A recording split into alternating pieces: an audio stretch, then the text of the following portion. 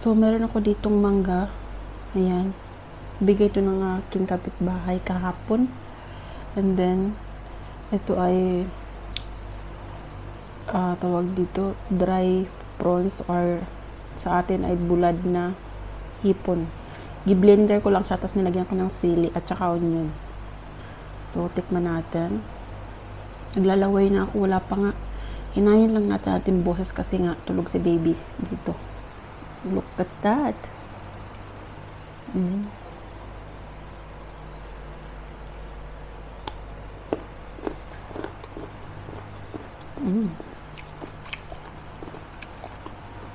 Ang sarap.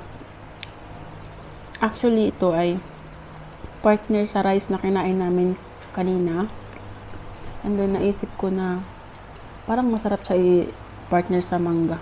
So, gumawa ako. Ubus na kasi yung kanina.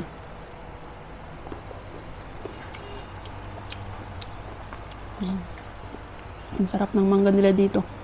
Ang mangga dito kay hindi maasim. Lasang, alam mo yung kamote. Ganun ang lasa.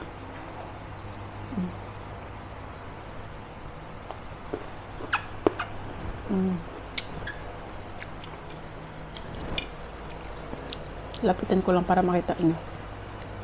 Nandito ako sa room kasi nga walang kasama si baby tsaka tulog.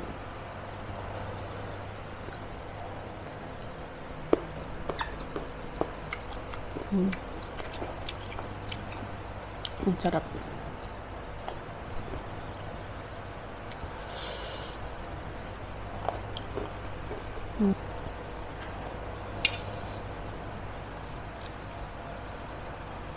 Manghang siya konti.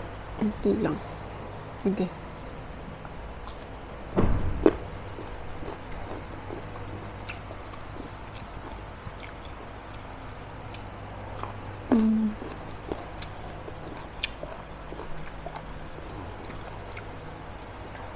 Ang sarap.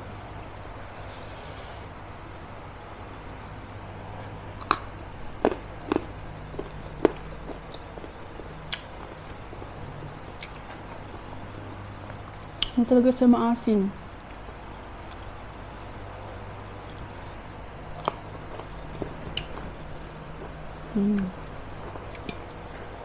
Bagay ito ng aking kapitbahay. Tuwang-tuwa yung mga kapitbahay ko dito eh. Kasi dito sa lugar nila, ako lang nag-iisang Pilipina. As in. Sa ibang city siguro meron ka dito. Ako lang talaga nag-iisang Pilipina. Ayan.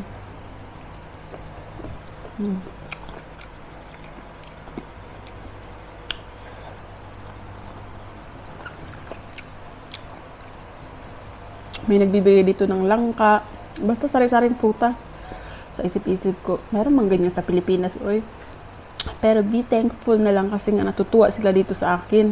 Tuwang-tuwa talaga sila sa akin dito. May pumupunta dito lagi, tinitingnan ako. Basta tuwang-tuwa sila sa pagmumukha ko. Ayan.